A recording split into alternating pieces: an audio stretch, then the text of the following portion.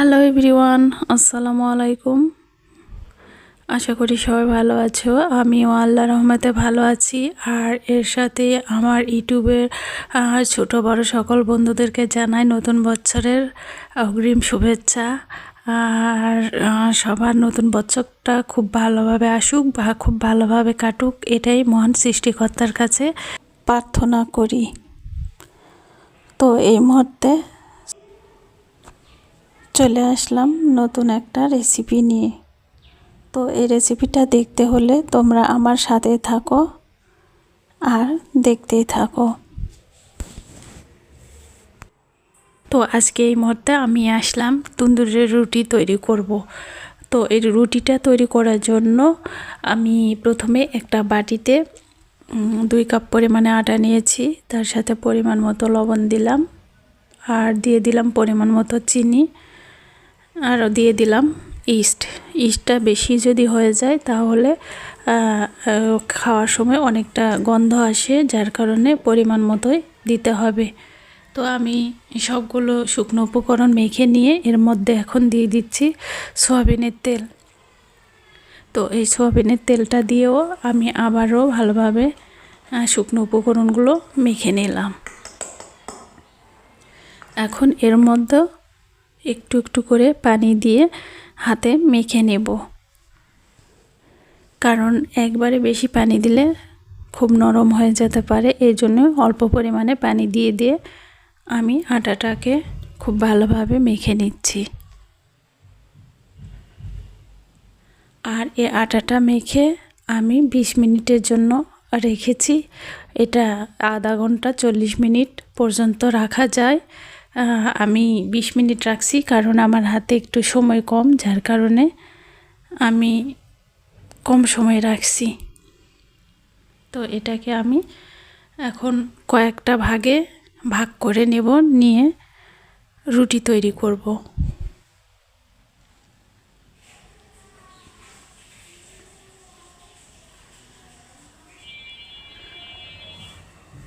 এই তো আমি রুটিটা তৈরি করে নিচ্ছি।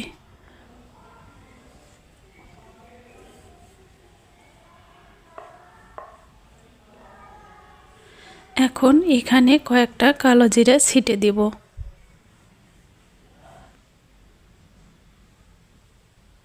আর এখানে একটা একটা করে আমি ধনিয়া পাতাটা হাতে বসিয়ে নিচ্ছি, কারণ এখানে যদি ছিটিয়ে দেওয়া হয় তাহলে পরবর্তীতে খুলে পড়ে যায় আর উঁচু হয়ে থাকে। আর এইভাবে একটা একটাকে বসিয়ে দিয়ে বেলন দিয়ে আবার রুটির উপর বেলে নিলে খুব সুন্দরভাবে আটকে থাকে। ঠিক একইভাবে আমি অপর পৃষ্ঠাতেও এই ধনিয়া পাতাগুলো এক এক করে লাগিয়ে নিচ্ছি।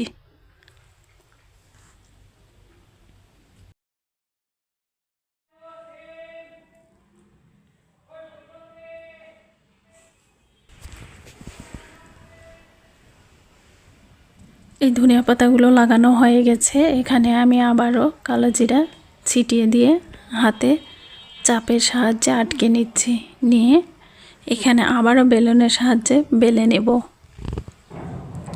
এভাবে ধনিয়া পাতাগুলো লাগালে দেখতে অনেক সুন্দর দেখা যায়, আর এলোমেলোভাবে লাগালে খুলে পড়ে যায়, দেখতে সুন্দর লাগে না। যার কারণে আমি একটা একটা করে ধনিয়া পাতাগুলো লাগিয়ে নিয়েছি। ঠিক এভাবে আমি আরও কয়েকটা রুটি তৈরি করে নিচ্ছি।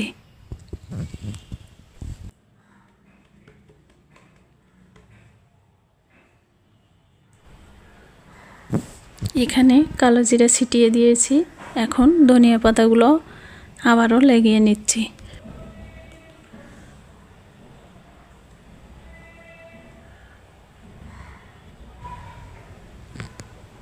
ঠিক এভাবে লাগিয়ে নেব সবগুলোতে। সবগুলো পাতা আমার লাগিয়ে নেওয়া হয়ে গেছে। এখানে কালো জিরাও ছিটিয়ে দিয়েছি। এখন আবারও বেলুনের সাহায্যে আমি বেলে নিচ্ছি। এই বেলে নেওয়াতে পাতাগুলো সুন্দরভাবে বসে গেছে।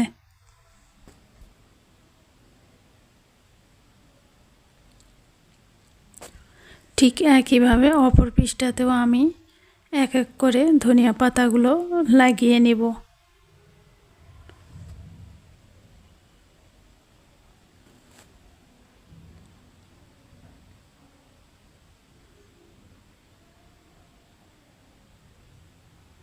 ধনিয়া পাতাগুলো আমার লাগানো শেষ। এখানে আবারও একটু কালো জিরা ছিটিয়ে দিলাম।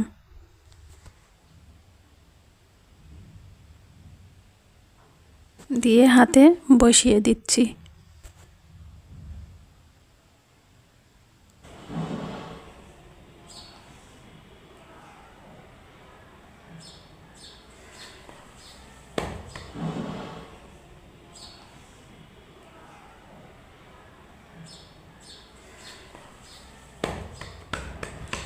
এখন আবারও এটা বেলনের সাহায্যে বেলে নেব।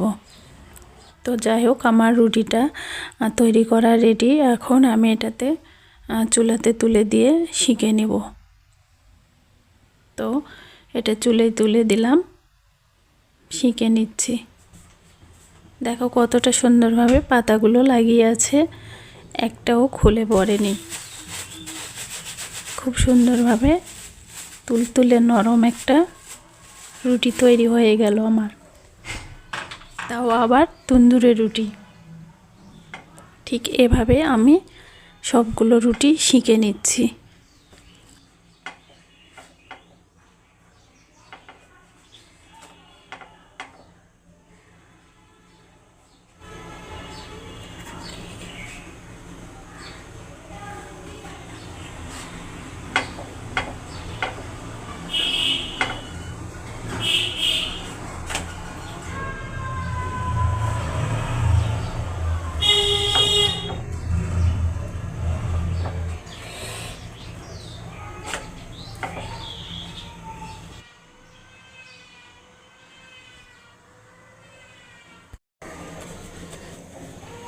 এভাবে সবগুলো রুটি একে একে আমি সেঁকে নিচ্ছি।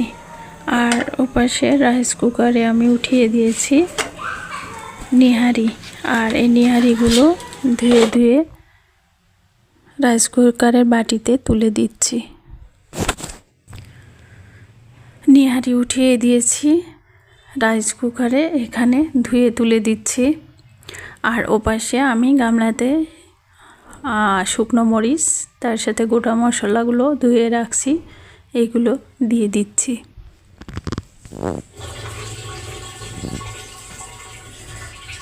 দিয়ে দিলাম বাটা মশলাগুলো।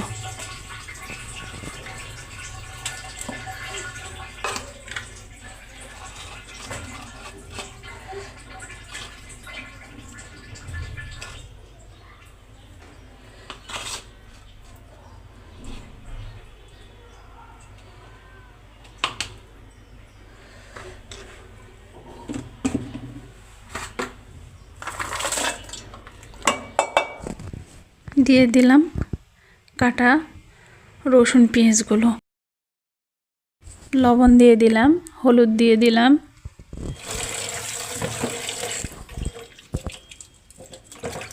সবগুলো দিয়ে আমি মেখে নিলাম। নিয়ে রাইস কুকারে উঠিয়ে দিয়েছি। যাই হোক, আমার নিহারিটা রান্না রেডি। কারণ নিহারিটা রান্না সহ যদি দেখাতে যাই আমার ভিডিওটা অনেক বড় হয়ে যাবে, তো এই জন্য দেখালাম না। তো এই তো আমি সুন্দরভাবে সলভ করে নিয়েছি নিহারি আর তন্দুরের রুটি।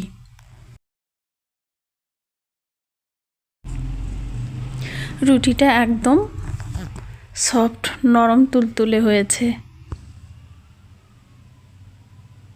আমি রুটিটা হাতে নিয়ে দেখিয়ে দিচ্ছি। দেখো পাতাগুলো কত সুন্দর হয়ে আছে, দেখো কতটা সুন্দর হয়েছে নরম তুলতুলে রুটি।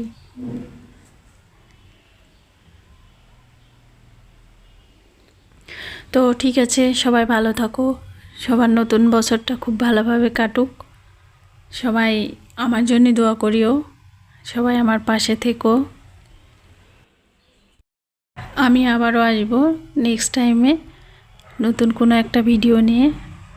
তো সে পর্যন্ত সবাই ভালো থেকো। আল্লাহ হাফেজ।